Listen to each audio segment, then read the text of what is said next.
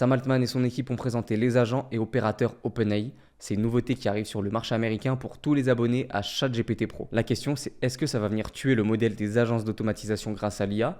Est-ce que ça va venir remplacer totalement les plateformes comme Make, Zapier ou N8N? Habituellement, je ne m'attarde pas trop sur l'actualité liée à l'intelligence artificielle parce que tout ce qui sort, c'est toujours surfait, toujours surévalué. On a des youtubeurs, des journaux qui veulent toujours faire plus de clics. Donc à chaque fois qu'il y a une nouveauté, ils vont te faire croire que c'est la révolution. Or qu'au final, ce qui se passe, c'est quand tu es dans ce business, quand tu automatises des processus d'entreprise, tu te rends compte que tu dois maîtriser quelques outils, tu dois t'entraîner au maximum là-dessus, et que si tu passes ton temps à regarder les nouveautés qui sortent, et ben ça te déconcentre de ton activité principale. Aujourd'hui, c'est différent parce que OpenAI a sorti une fonctionnalité qui touche directement à ce que je fais, automatiser des process.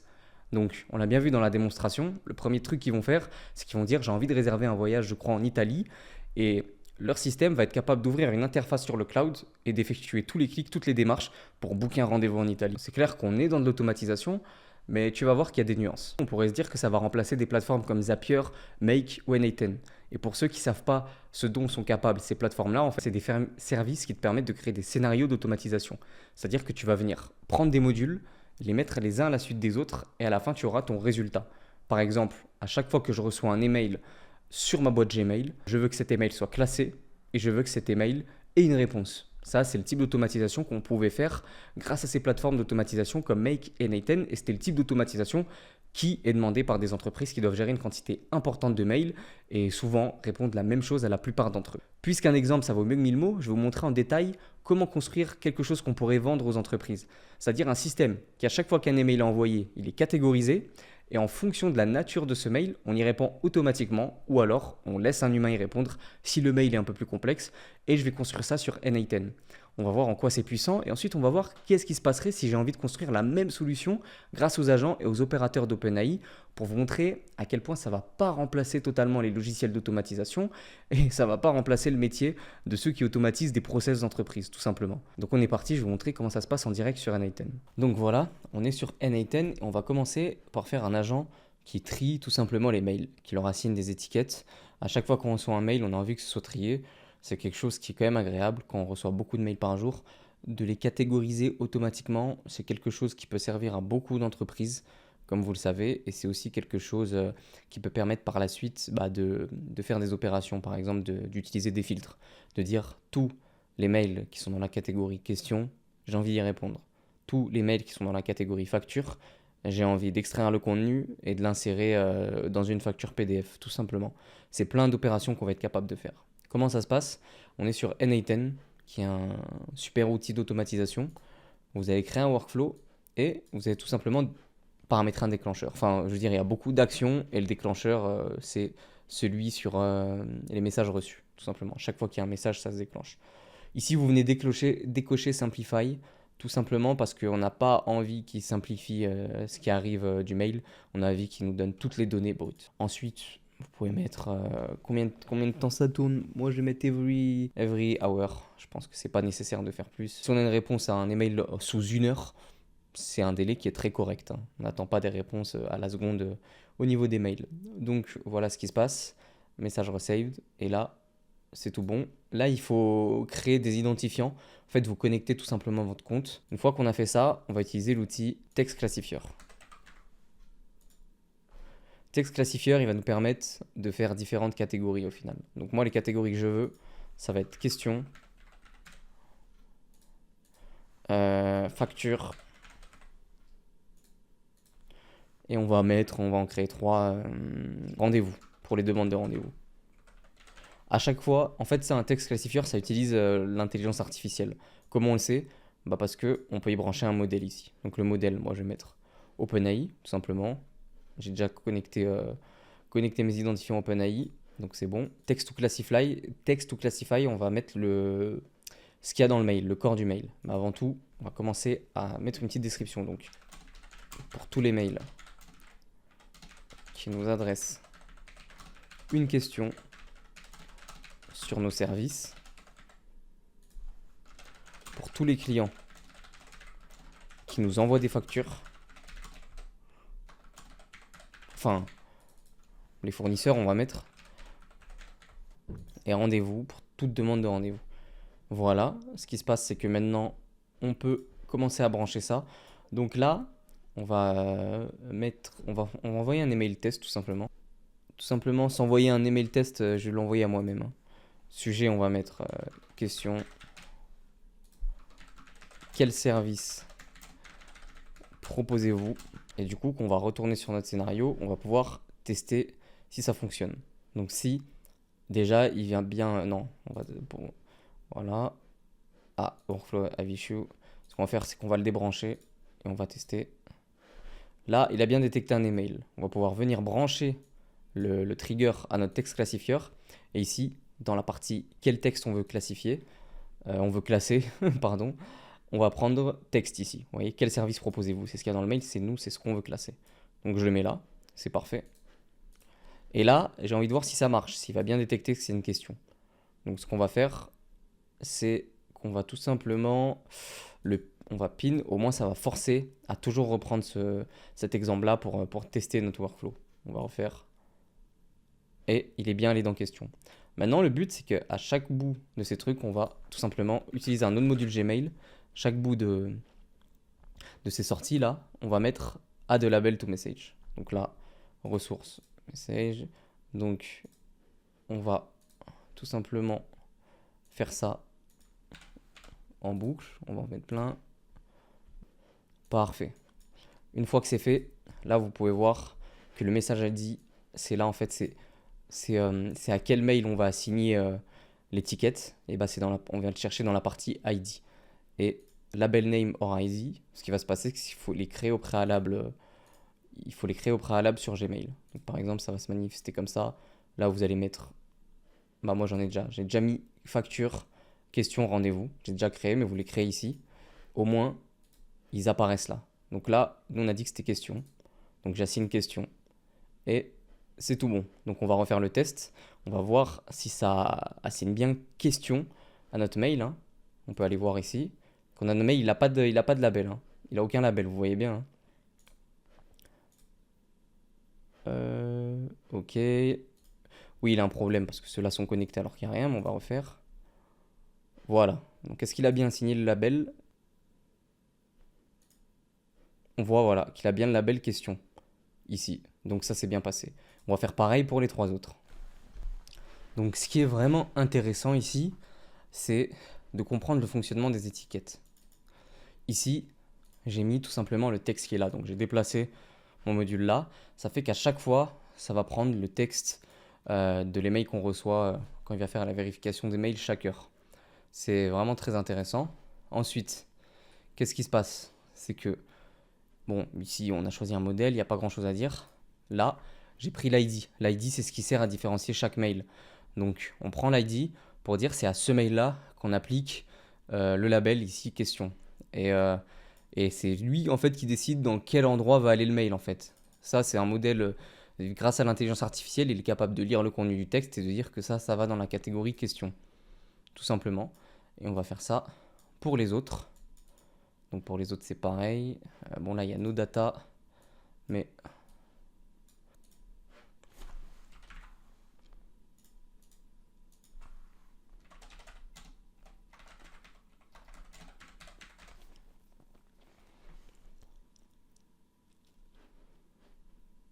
donc là, j'ai créé un mail pour la facture. Du coup, je vais désépingler ça. Enfin, je vais enlever l'épingle ici.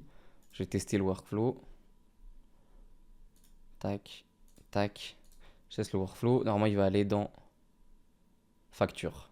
Je peux le relier. Tout simplement, je peux faire comme ça. Je peux épingler ceci. Relancer le workflow. Enfin, même pas.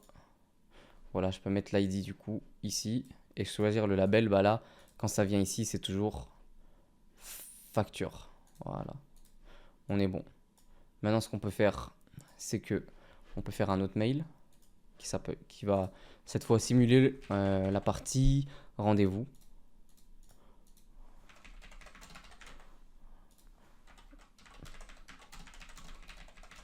J'aimerais un rendez-vous, on envoie. Là, on reteste. C'est aller dans facture, bizarre. Ah, j'ai oublié d'enlever l'épingle. Voilà, on reteste. Normalement, ça va aller dans rendez-vous. Voilà. Du coup, on peut le lier.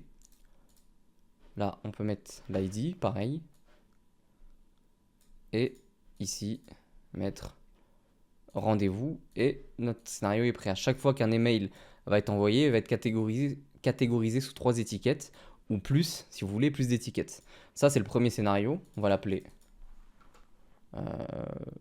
mail label. Voilà. Et après ce scénario, on a envie de répondre automatiquement au mail dès qu'il s'agit d'une question, on va dire. Donc, on va créer un nouveau scénario pour cela.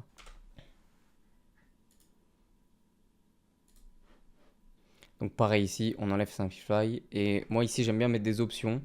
C'est qu'il faut que le mail ait un label. Donc là, on va mettre label question, tout simplement. Label question. Hop. Là, on est bon. Donc, il va répondre au mail uniquement s'ils ont le label question. Qu'est-ce qui se passe? C'est qu'ensuite, on va mettre un agent IA cette fois. Et l'agent IA, on va mettre tout l'agent. Donc là, on va mettre define below. On va lui dire à quoi il est connecté. Le texte, donc pour faire ça, on va d'abord lui assigner un modèle ChatGPT. C'est un peu son cerveau. Hein. C'est avec ça qu'il va faire les tâches qu'on va lui demander, l'agent. Et il recevra toujours des informations, c'est-à-dire de ce module mail qui sera déclenché à chaque fois qu'on reçoit un mail, tout simplement. Donc, comment ça va se passer? On va tester d'abord, donc en envoyant toujours un petit mail. Bonjour, quels sont les prix de vos services? Le mail label, lui, on va plutôt du coup le passer à toutes les minutes. Tac. Parce que j'ai envie que ça se fasse très souvent en fait, assigner un label au mail. Donc je save et je vais le mettre en active pour que il soit actif. En tout cas, il reste branché, il écoute tous les mails qui arrivent. Ensuite, ici, ce que je vais faire, c'est que je vais pouvoir tester le workflow pour voir s'il reçoit bien, il détecte bien le mail que j'ai envoyé. Donc là, voilà, normalement, le label a été assigné. J'ai relancé automatiquement le scénario.